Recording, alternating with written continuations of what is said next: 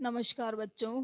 Class seventh history की online classes में आप सभी का स्वागत है। आज हम पढ़ने जा रहे हैं एनसीईआरटी हिस्ट्री की बुक का चैप्टर नंबर 5, शासक और इमारतें। तो बेटा, इसका पार्ट नंबर 1 हम पढ़ चुके थे, जिसमें हमने कुतुब मीनार के पहले छज्जे की बात की थी, जिसे कुतुबुद्दीन ऐबक ने 1999 में बनाया था, और जिसकी पहली इमारत कुतुबुद्दीन ऐबक ने बनाई थी, पहली मंजिल, और बाकी की जो शेष 4 मंजिल थी वो 1229 ईस्वी में इल्तुतमिश ने बनाई थी। और समय समय पे उस वो थोड़ी जर्जर होती गई, तो समय समय पे उसकी मरम्मत हेतु अलाउद्दीन खिलजी, मोहम्मद तुगलक, फिरोज शाह तुगलक तथा इब्राहिम लोदी ने उसकी मरम्मत करवाई थी। और हमने ये भी पता था कि हमारे कुतुब मीनार को स्टेट ऑफ आर्ट के नाम से जाना जाता है।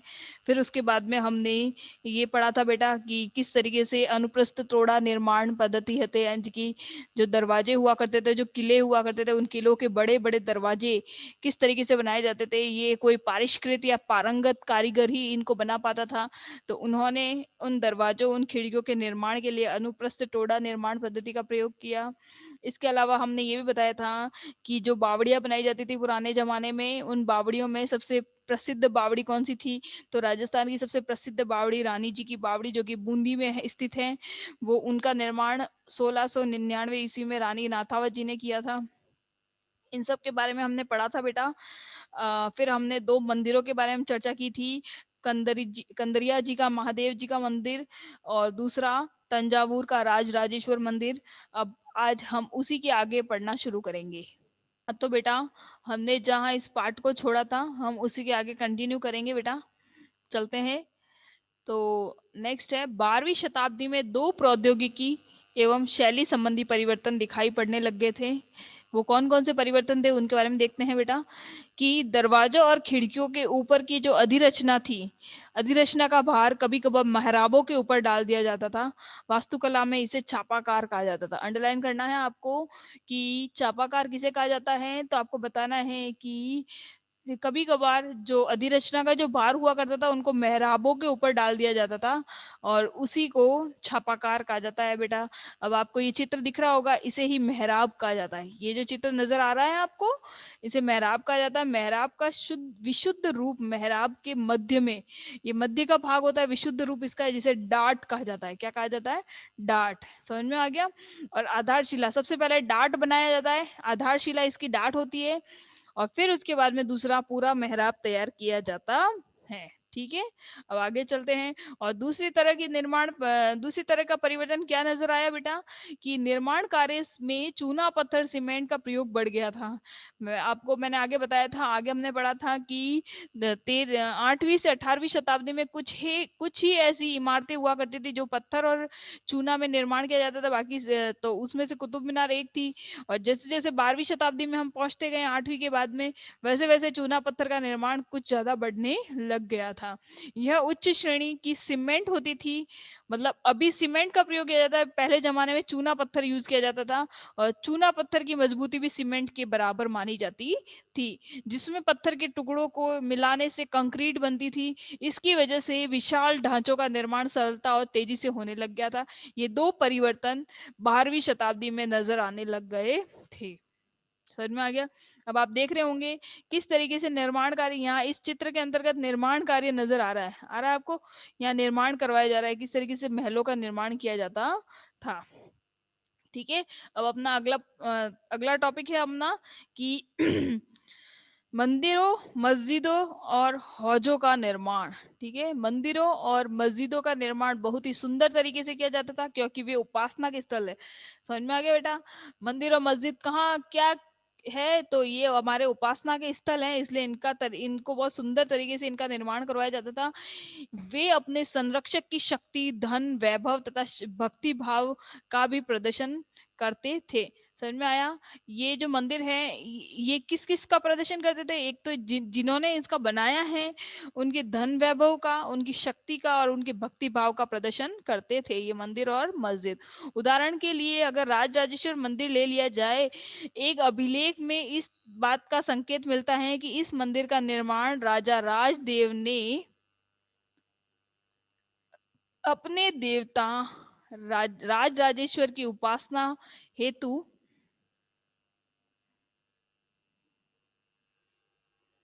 2 मिनट बेटा।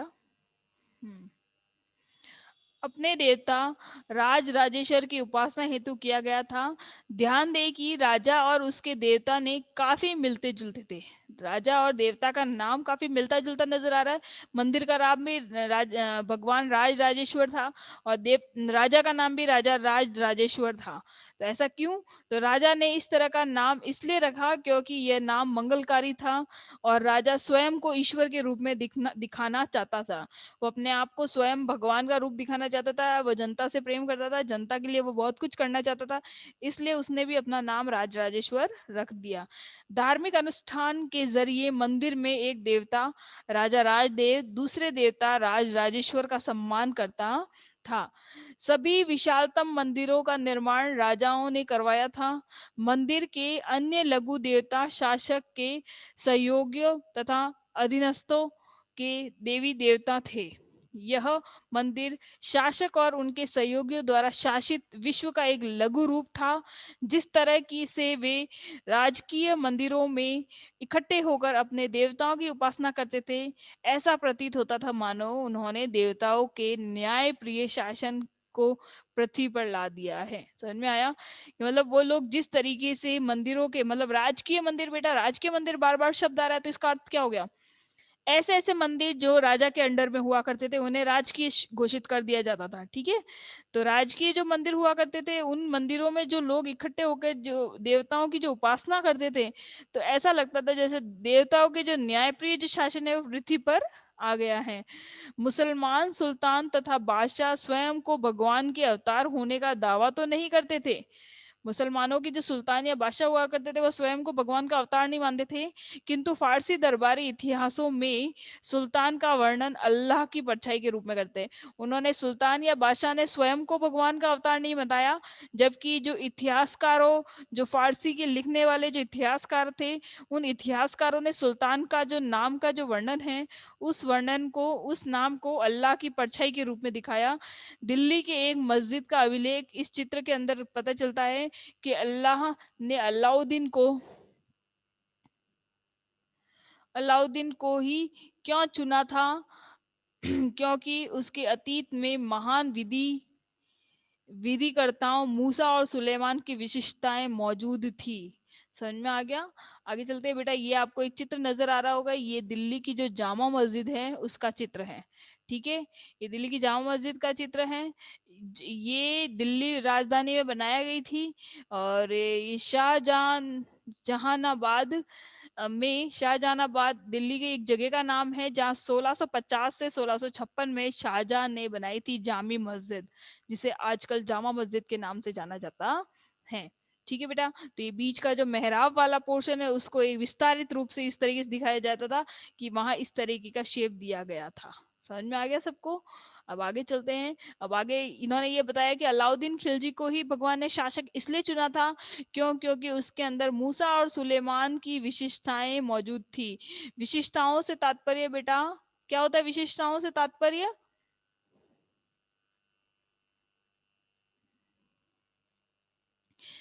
मतलब उसकी गुण। विशिष्टताओं से मतलब है उसकी गुण, और किसके गुण उनके अंदर मौजूद थे? मूसा और सुलेमान के। मूसा और सुलेमान कौन थे बेटा? ये मूसा और सुलेमान एक यहूदी अल्लाह के दूत या पैगंबर कह सकते हैं। ये अपने आप में पैगंबर थे, और पैगंबर किसे कहा जाता है? अल्लाह के दूत को कहा जाता है। दूत ऐसा माना जाता है, जनता उन्हें प्रेम करती है और कहा जाता है कि अल्लाह ने इसे भेजा है, अल्लाह की सूचना को लेकर अल्लाह ने दूत के रूप में इसे भेजा है। तो मूसा और सुलेमान भी एक दूत ही थे, और मूसा और सुलेमान में जिस तरह की विशेषताएं थी वे की वे विशेषताएं अलाउद्दीन में भी थी। इस वजह से अलाउद्दीन को अल्लाह की परछाई माना जाता था। ठीक है? और यूं कहा जाता था कि भगवान ने स्वयं उसे चुना है। ठीक है? सबसे महान विधिकर्ता और वास्तुकार अल्लाह स्वयं थे। उसने अव्यवस्था को दूर करके विश्व का सृजन किया तथा एक व्यवस्था और संतुलन कायम किया। सत्ता में आने पर प्रत्येक राजवंश ने राजा प्रत्येक राजवंश के राजा ने शासक होने के लिए अपने नैतिक अधिकार पर और जोर डाला। उपासना के स्थानों के निर्माण ने शासकों को ईश्वर के साथ अपने घनिष्ठ संबंध की उद्घोषणा करने का मौका दिया। ऐसी उद्घोषणाएं तेजी से बदलती राजनीति के संदर्भ में महत्व ग्रहण कर लेती थी। शासकों ने विद्वान तथा धर्मनिष्ठ व्यक्तियों को भी आश्रय प्रदान किया और अपनी राजधानियों और नगरों को महत्वपूर्ण सांस्कृतिक कार्यक्रमों सारे सांस्कृतिक केंद्रों के रूप में परिवर्तित करने का प्रयास किया। इन सब से उनमें उनके शासन तथा राज्य की ख्याति मिले। अब आगे चलते हैं बेटा। इस तरफ देखिएगा एक बार, पाठ के इस तरफ जल का महत्व बताया गया है बेटा। फारसी शब्द आबाद और आबादी आब शब्द से निकले हैं। आबाद और आबादी शब्द में अर्थ बता रहे हैं, आब शब्द से निकले हैं जिनका अर्थ होता है पानी।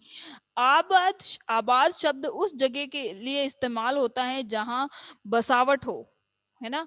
जहाँ आबादी आबादी वाले क्षेत्र यानी कि जहाँ लोग रह रहे हैं उन्हें आबादी कहा जाता है। तो आबाद शब्द का प्रयोग उन स्थानों के लिए किया जाता है जहाँ उस जगह इस्तेमाल किया जहाँ बसावट हो। इसका एक अन्य अर्थ होता है खुशहाली भी होता है। आबादी का अर्थ जनसंख्या एवं समृद्धि दोनों हो सकता है। ठीक है बेटा, ये एक आपको चित्र नजर आ रहा होगा। ये चित्र हरमंदिर हरमंदिर साहब जो है स्वर्ण मंदिर का चित्र है। और ये एक अमृतसर का प्रसिद्ध पवित्र सरोवर मान सकते हैं, तालाब मान सकते हैं। समझ में आ गया। अब चलते हैं आगे की तरफ। व्यापक समझ यह थी कि न्यायप्रिय राजा एक ऐसा राजा होगा, अंडरलाइन कीजिएगा, कि न्यायप्रिय राजा एक ऐसा राजा होगा जहां खुशहाली होगी और जहां पर्याप्त वर्षा होगी। इसी तरह हौजों और जलाशयों का निर्माण द्वारा बहुमूल्य पानी उपलब्ध कराने की कार्य की बहुत प्रशंसा की जाती थी। सुल्तान इल्तुमिश ने देहली कुहना के एकदम निकट एक विशाल तालाब का निर्माण करवाया था, जो कि व्यापक सम्मान सम्मान प्राप्त किया उसने। इस विशाल जलाशय का नाम हौज सुल्तानी अथवा राजा का तालाब के नाम से जाना जाने लगा। शासक प्राय सामान्य लोगों के लिए बड़े और छोटे हौजों तथा तालाबों का निर्माण तो करवाते थे। कभी कभी वे मंदिर मस्जिद जैसे कि जामी मस्जिद है, गुरुद्वारे हैं, इन सब का भी निर्माण करवाया करते थे। अब नेक्स्ट टॉपिक है हमारा, मंदिरों पर क्यों निशाना साधा गया। मंदिरों पर क्यों निशाना साधा गया, इस बारे में हम पढ़ेंगे बेटा। तो चलते हैं पाठ की तरफ। राजा मंदिरों का निर्माण अपनी शक्ति, धन संपदा और ईश्वर के प्रति निष्ठा को प्रदर्शन करने के लिए करते थे। यानी कि राजा जो होते थे वो अपने मंदिरों का निर्माण एक तो अपनी शक्ति दिखाने के लिए कि हमारे पास इतनी शक्ति है, दूसरा हमारे पास धन और संपदा है तो उन धन संपदा का खर्च वो कहाँ करे, तो वो मंदिर बना के किया करते थे। इसके अलावा वे अपनी प्रतिनिष्ठा मतलब ईश्वर के प्रति अपनी निष्ठा जो है, वो अपने उपासना जो है वो दिखाने के लिए मंदिरों का निर्माण किया करते थे। ऐसे में यह बात आश्चर्यजनक नहीं लगती कि जब उन्होंने एक दूसरे के राज्यों पर आक्रमण किया, तो मतलब ये कोई आश्चर्यजनक वाली बात नहीं है कि जब एक राजा ने दूसरे राजा के राज्य को हथियाने के लिए एक दूसरे पे आक्रमण किया, तो उन्होंने प्राय ऐसी इमारतों को निशाना साधा। ऐसी मतलब इमारतों को निशाना साधा उन्होंने किस तरीके से, जैसे देखिएगा एग्जाम्पल के तौर पे 9वीं शताब्दी के आरंभ में जब पांड्यन राजा श्रीमर श्री वल्लभ ने, जो कि पांड्यन के जो राजा थे श्रीमर श्री वल्लभ ने श्रीलंका पे जब आक्रमण किया, तो आक्रमण कर जो वहां का जो राजा सेन प्रथम था, 831 से 851 तक वो राजा सेन था वहां का प्रथम, तो उसको पराजित किया था। और उसने उसके विषय में बौद्ध भिक्षु व इतिहासकार धम्मकित्ती ने लिखा कि सारी बहुमूल्य चीजें वह ले गया। रत्न महल में रखी स्वर्ण की बनी बुद्ध की मूर्ति और विभिन्न मठों में रखी सोने की प्रतिमाओं, वो सबको वो ले गया था। इन सभी को उसने जब्त कर लिया था सिंहली शासक। अब कहेंगे मैम ये सिंहली क्या होता है, तो बेटा इसको कहते हैं सिंहल द्वीप। श्रीलंका जो अभी नाम बोलते हैं हम, उनका पुराने जमाने में नाम सिंहल द्वीप था। ठीक है, जहाँ की राजकुमारी पद्मिनी थी। ठीक है। तो सिंहली शासक के आत्माभिमान यानी कि उसके स्वाभिमान को, उससे जो आघात लगा था, उनको इस बात का बुरा लगा कि चलो मेरे राज्य तो उसने जब्त किया जो किया, बट मेरे भगवान बुद्ध की और मेरे अन्य भगवानों की सोने की मूर्तियां वो चुरा के ले गया। इस बात का उसे बहुत ही आघात हुआ था और उसका बदला लिया जाना स्वाभाविक स्वाभाविक था। उसे बड़ा क्रोध था और वो अपना उसका बदला लेना चाहता था।